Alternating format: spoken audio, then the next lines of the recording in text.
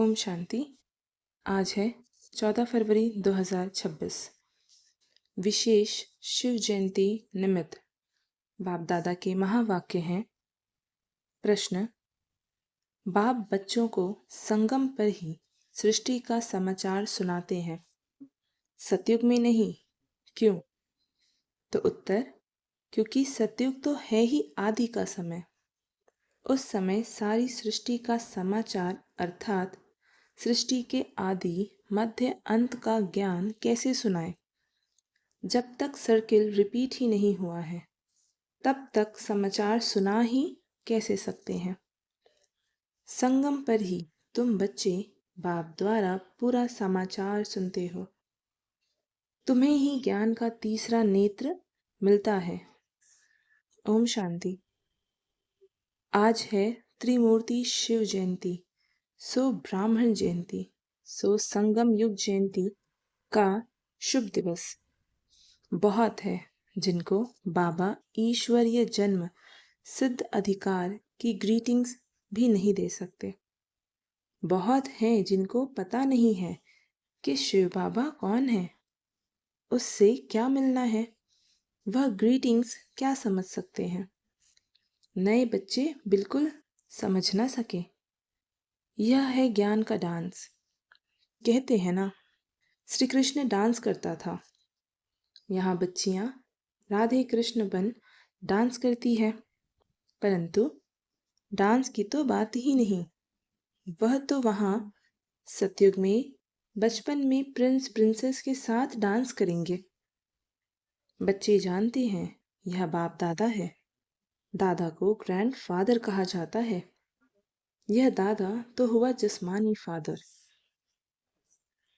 यहाँ तो वंडरफुल बात है, वह दादा है रूहानी और यह है जिस्मानी। इनको कहते हैं बाप दादा। बाप से दादा द्वारा वर्षा मिलता है। वर्षा है दादे का, ग्रैंडफादर का। अब आत्माएं ब्रदर्स हैं तो वर्षा बाप से मिलता है। बाप कहते हैं तुम आत्माओं को अपना शरीर, अपनी कर्मेंद्रियां हैं। मुझे निराकार कहते हैं। जरूर मुझे शरीर चाहिए। तब तो बच्चों को राजयोग सिखाऊं अथवा मनुष्य से देवता, पतित से पावन बनने का मार्ग बताऊं व मूत पलीती कपड़ धोऊं। जरूर बड़ा धोबी होगा। सारे विश्व की आत्माएं और शरीर धोता है। ज्ञान और योग से तुम्हारी आत्माओं को धोया जाता है। बाबा कहते हैं आज तुम बच्चे आए हो, जानते हो हम शिव बाबा को बधाइयाँ देने आए हैं।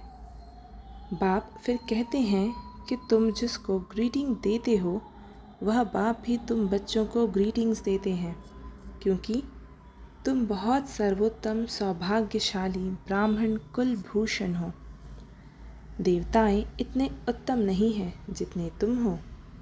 ब्राह्मण देवताओं से ऊंच हैं, ऊंच ते ऊंच है बाप। फिर वह आते हैं ब्रह्मा तन में। उनको तुम बच्चे बहुत ऊंच ते ऊंच ब्राह्मण बनते हो। ब्राह्मणों की है चोटी, उसके नीचे हैं देवताएं, सबसे ऊपर है बाबा। बाबा ने तुम बच्चों को ब्राह्मण ब्राह्मणियाँ बनाया है स्वर्ग का वर्षा देने। इन लक्ष्मी नारायण को देखो, कितने मंदिर बनाए हैं, माथा टेकते हैं। भारतवासियों को यह तो मालूम होना चाहिए कि यह भी मनुष्य हैं। लक्ष्मी नारायण दोनों अलग अलग हैं। यहाँ तो एक मनुष्य के दोनों नाम रखे हैं। एक का नाम लक्ष्मी नारायण अर्थात अपने को विष्णु चतुर्भुज कहते हैं। लक्ष्मी नारायण अथवा राधे कृष्ण नाम रखाए तो चतुर्भुज हो गए ना। वह विष्णु तो है सूक्ष्म वतन का एम ऑब्जेक्ट। तुम इस विष्णुपुरी के मालिक बनेंगे। यह लक्ष्मी नारायण विष्णुपुरी के मालिक है। विष्णु की है 4 भुजा, 2 लक्ष्मी की, 2 नारायण की। तुम कहेंगे हम विष्णुपुरी के मालिक बन रहे हैं। अच्छा, बाप की महिमा का गीत सुनाओ। कितना मीठा कितना प्यारा शिव भोला भगवान। हमने देखा हमने जाना शिव भोला भगवान। बाबा कहते हैं सारी दुनिया में शुरू से लेकर अब तक कोई भी इतनी महिमा नहीं है सिवाय एक के। नंबरवार तो है ही। सबसे ज्यादा सर्वोत्तम महिमा है ऊंचते ऊंच परमपिता परमात्मा की, जिसके तुम सब बच्चे हो। कहते हो हम ईश्वरीय संतान हैं। ईश्वर तो स्वर्ग रचता है, फिर तुम नरक में क्यों पड़े हो? ईश्वर का यहाँ जन्म है। क्रिश्चियन कहेंगे हम क्राइस्ट के हैं। यहाँ भारतवासियों को भूल गया है कि हम परमपिता परमात्मा शिव के डायरेक्ट बच्चे हैं। बाप यहाँ आते हैं बच्चों को अपना बनाए, फिर राज्य भाग देने। आज बाबा अच्छी रीति समझाते हैं, क्योंकि नए भी बहुत है। इन्हों के लिए समझना मुश्किल है। हाँ, फिर स्वर्गवासी बनते हैं। स्वर्ग में सूर्यवंशी राजा रानी भी हैं, दास दासियां भी हैं, प्रजा भी होती है। उनमें कोई गरीब कोई साहूकार होते हैं, उनकी भी दास दासियां होती है। सारी राजधानी यहाँ स्थापन हो रही है। यह तो और कोई को मालूम नहीं है। सबकी आत्मा तमो प्रधान है। ज्ञान का तीसरा नेत्र कोई को है नहीं। गीत अभी बाप की महिमा सुनी। वह है सबका बाप। भगवान को बाप कहते हैं, बेहद का सुख देने वाला पिता। यही भारत है जिसमें बेहद का सुख था। लक्ष्मी नारायण का राज्य था। यह लक्ष्मी नारायण छोटेपन में राधे कृष्ण है, फिर स्वयंवर बाद लक्ष्मी नारायण नाम पड़ता है। इस भारत में 5000 वर्ष पहले देवताओं का राज्य था। सिवाय लक्ष्मी नारायण के कोई का राज्य नहीं था, कोई खंड नहीं। तो अब भारतवासियों को भी जरूर मालूम होना चाहिए कि लक्ष्मी नारायण ने आगे जन्म में कौन से कर्म किए। जैसे कहेंगे बिड़ला ने कौन से कर्म किए जो इतना धनवान बना। जरूर कहेंगे अगले जन्म में दान पुण्य किया होगा। कोई के पास बहुत धन है, कोई को खाने के लिए नहीं मिलता, क्योंकि कर्म ऐसे किए हैं। कर्मों को तो मानते हो। कर्म अकर्म विकर्म की गति गीता के भगवान ने सुनाई थी, जिसकी महिमा सुनी। शिव भगवान है एक। मनुष्य को भगवान नहीं कहा जाता है। अब बाप कहाँ आया है? समझाते हैं सामने महाभारत लड़ाई खड़ी है, तो मीठे ते मीठा बाबा समझाते हैं। इनको दुख में सब याद करते हैं, दुख में सिमरन सब करे। शिव बाबा को दुख में सब याद करते हैं, सुख में कोई नहीं करता। स्वर्ग में तो दुख नहीं था, वहां बाप का पाया हुआ वर्षा था। 5000 वर्ष पहले जब शिव बाबा आया तो भारत स्वर्ग बनाया, अब नर्क है। बाप आए हैं स्वर्ग बनाने। दुनिया को तो पता भी नहीं। कहते हैं हम सब अंधे हैं। अंधे की लाठी आप प्रभु आओ, आकर आंखें प्रदान करो। तुम बच्चों को ज्ञान का तीसरा नेत्र मिला है। जहाँ हम आत्माएं रहती हैं वह है शांति धाम। बाप भी वहाँ रहते हैं। तुम आत्माएं और हम रहते हैं। इनकी आत्मा को कहते हैं मैं तुम सब आत्माओं का बाप वहाँ रहता हूँ। तुम पुनर्जन्म का पाठ बजाते हो, मैं नहीं बजाता हूँ। तुम विश्व के मालिक बनते हो, मैं नहीं बनता हूँ। तुमको 84 जन्म लेने पड़ते हैं। तुमको समझाया था कि हे बच्चे, तुम अपने जन्मों को नहीं जानते हो। 84 लाख जन्म कहते हैं। यह झूठी बातें हैं। मैं ज्ञान का सागर पतित पावन हूँ। मैं आता तब हूँ जब सब पतित हैं। तब ही आकर सृष्टि के आदि मध्य अंत का राज समझाए त्रिकालदर्शी बनाता हूँ। बहुत पूछते हैं पहले पहले मनुष्य कैसे रचे, भगवान ने सृष्टि कैसे रची। एक शास्त्र में भी दिखाते हैं। प्रलय हुई, फिर सागर में पीपल के पत्ते पर बच्चा श्री कृष्ण आया। बाप कहते हैं ऐसी कोई बात नहीं, यह बेहद का ड्रामा है। दिन है सत्युग त्रेता, रात है द्वापर कलयुग। बाबा कहते हैं बच्चे बाप को बधाइयाँ देते हैं। बाप कहते हैं तत्वम, तुम भी 100% दुर्भाग्यशाली से 100% सौभाग्यशाली बनते हो। तुम भारतवासी वह थे परंतु तुमको पता नहीं है। बाप आकर बताते हैं तुम अपने जन्मों को नहीं जानते हो। मैं आकर बताता हूँ तुमने 84 जन्म लिए हैं। बाप तुमको संगम पर सारी सृष्टि का समाचार सुनाते हैं। सतयुग में थोड़े ही सुनाएंगे। जिस समय सृष्टि की आदि मध्य अंत हुई नहीं तो उसका समाचार कैसे समझाएं। मैं आता हूँ अंत में, कल्प के संगम युगे। शास्त्रों में लिखा है युगे युगे श्री कृष्ण भगवानोवाच, गीता में लिख दिया है। अब धर्म वाले श्री कृष्ण को भगवान थोड़ी मानेंगे। भगवान तो निराकार है ना, वह है सब आत्माओं का बाप। बाप से वर्षा मिलता है। तुम सब आत्माएं भाई भाई हो। परमात्मा को सर्वव्यापी कहने से तो फ्रॉड हुई हो जाता है। फादर को कभी वर्षा मिलता है क्या? वर्षा बच्चों को मिलता है। तुम आत्माएं सब बच्चे हो। बाप का वर्षा जरूर चाहिए। हद के वर्षे से तुम राजी नहीं होते हो, इसलिए पुकारते हो। तुम्हारी कृपा से सुख घनेरे मिले थे, अब फिर रावण द्वारा दुख मिलने से पुकारने लगे।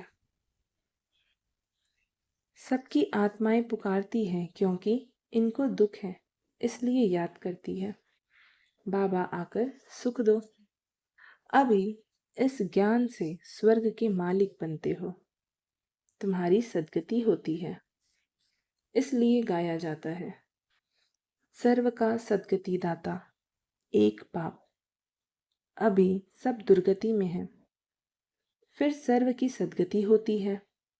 जब लक्ष्मी नारायण का राज्य था तो तुम स्वर्ग में थे, बाकी सब मुक्ति धाम में थे। अब हम बाप द्वारा राजयोग सीखते हैं। बाप कहते हैं कल्प के संगम पर मैं तुमको पढ़ाता हूँ, मनुष्य से देवता बनाता हूँ। अभी तुम बच्चों को सारा राज समझाता हूँ। शिवरात्रि कब हुई है यह तो मालूम होना चाहिए ना। क्या हुआ, शिव बाबा कब आया, कुछ नहीं जानते तो पत्थर बुद्धि ठहरे ना। अभी तुम पारस बुद्धि बनते हो। भारत पारसपुरी गोल्डन एज था। लक्ष्मी नारायण को भी भगवान भगवती कहते हैं। उन्हों को वर्षा भगवान ने दिया, फिर दे रहे हैं। तुमको फिर से भगवान भगवती बना रहे हैं। अभी यह तुम्हारा बहुत जन्मों के अंत का जन्म है। बाप कहते हैं विनाश सामने खड़ा है। इनको कहा जाता है रुद्र ज्ञान यज्ञ। वह सब मटेरियल यज्ञ होते हैं। यह है ज्ञान की बात। इसमें बाप आकर मनुष्य को देवता बनाते हैं। तुम बधाइयाँ देते हो शिव बाबा के आने की। बाबा फिर कहते हैं मैं अकेला थोड़ी आता हूँ, मुझे भी शरीर चाहिए। ब्रह्मा तन में आना पड़े, पहले पहले सूक्ष्म वतन रचना पड़े, इसलिए इनमें प्रवेश किया है। यह तो पतित था, 84 जन्म ले पतित बना है। सब पुकारते थे। अब बाप कहते हैं, मैं फिर से तुम बच्चों को वर्षा देने आया हूँ। बाप ही भारत को स्वर्ग का वर्षा देते हैं। स्वर्ग का रचयिता बाप है, जरूर स्वर्ग की सौगात ही देंगे। अभी तुम स्वर्ग के मालिक बन रहे हो। यह पाठशाला है भविष्य में मनुष्य से 21 जन्मों के लिए देवता बनने की। तुम स्वर्ग के मालिक बन रहे हो।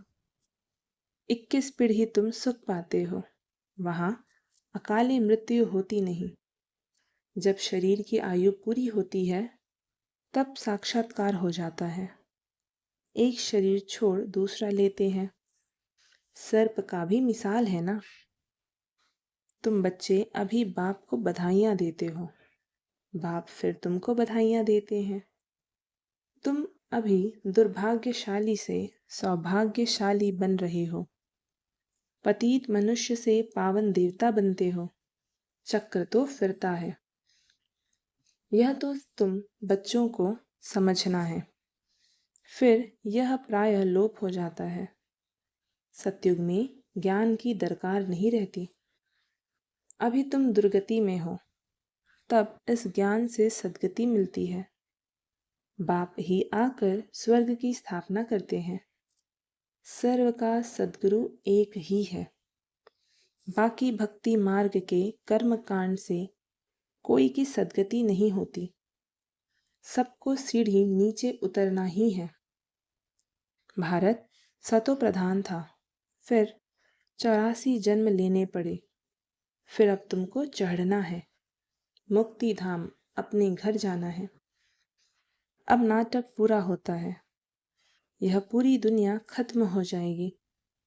भारत को अविनाशी खंड कहा जाता है।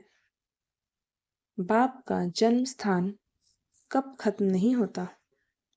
तुम शांति धाम में जाकर फिर आएंगे, आकर राज्य करेंगे।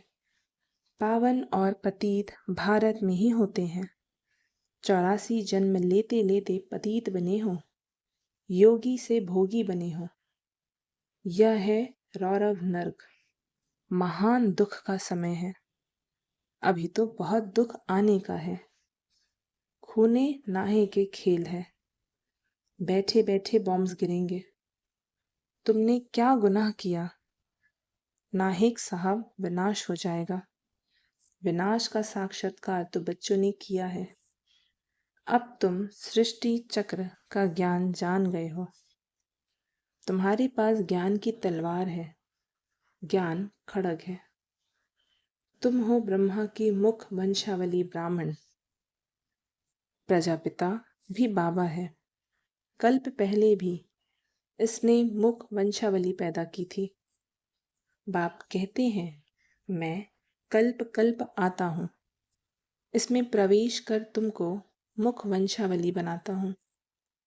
ब्रह्मा के द्वारा स्वर्ग की स्थापना करता हूँ। स्वर्ग में तो भविष्य में ही जाएंगे। छीछी दुनिया तो खत्म होनी चाहिए। बेहद का बाप आते ही है नई दुनिया रचने। बाप कहते हैं, मैं तुम बच्चों के लिए हथेली पर बहशीत ले आया हूँ। तुमको कोई भी तकलीफ नहीं देता हूँ। तुम सब द्रौपदियाँ हो। अच्छा, मीठे मीठे सिकी लधे बच्चों प्रति माता पिता बाप दादा का याद प्यार और गुड मॉर्निंग। रूहानी बाप की रूहानी बच्चों को नमस्ते। और हम रूहानी बच्चों की रूहानी माता पिता बाप दादा को याद प्यार गुड मॉर्निंग और नमस्ते। धारणा के लिए मुख्य सार है। पहली पॉइंट, देवताओं से भी ऊंच हम सर्वोत्तम ब्राह्मण हैं। इस रूहानी नशे में रहना है। ज्ञान और योग से आत्मा को स्वच्छ बनाना है। दूसरी पॉइंट, सबको शिव बाबा के अवतरण की बधाइयाँ देनी है। बाप का परिचय देकर पतित से पावन बनना है। रावण दुश्मन से मुक्त करना है। आज का वरदान, विस्तार की रंग बिरंगी बातों से किनारा कर मुश्किल को सहज बनाने वाले सहज योगी भव। जब बाप को देखने के बजाय बातों को देखने लग जाते हो तो कई क्वेश्चंस उत्पन्न होते हैं और सहज बात भी मुश्किल अनुभव होने लगती है, क्योंकि बातें हैं वृक्ष और बाप है बीज। जो विस्तार वाले वृक्ष को हाथ में उठाते हैं वह बाप को किनारे कर देते हैं। फिर विस्तार एक जाल बन जाता है जिसमें फंसते जाते हैं। बातों के विस्तार में रंग बिरंगी बातें होती है जो अपनी ओर आकर्षित कर देती है। इसलिए बीज रूप बाप की याद से बिंदी लगाकर उससे किनारा कर लो तो सहज योगी बन जाएंगे। आज का स्लोगन, मैं और मेरेपन की अलाय को समाप्त करना ही रियल गोल्ड बनना है। ये अव्यक्त इशारे एकता और विश्वास की विशेषता द्वारा सफलता संपन्न बनो। अभी सभी मिलकर एकमत हो सेवा के कोई भी कार्य को धूमधाम से आगे बढ़ाओ। हर ब्राह्मण आत्मा के सहयोग से शुभकामनाओं शुभ भावनाओं से सेवाओं की धूम मचाओ। अगर कोई मुख से बोल नहीं सकते तो मनसा वायुमंडल से सुख की वृत्ति सुखमय स्थिति से सुखमय संसार बनाए। कहाँ जा नहीं सकते हो, तबीयत ठीक नहीं है तो घर बैठे यह सेवा करो। सेवा में सहयोगी जरूर बनो, तब सर्व के सहयोग से सुखमय संसार बनेगा। ओम शांति।